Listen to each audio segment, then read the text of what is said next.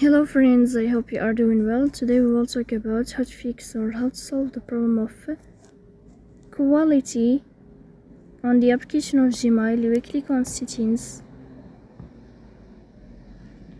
In this page you will click on apps, default apps, app settings. In this list you will search for Gmail.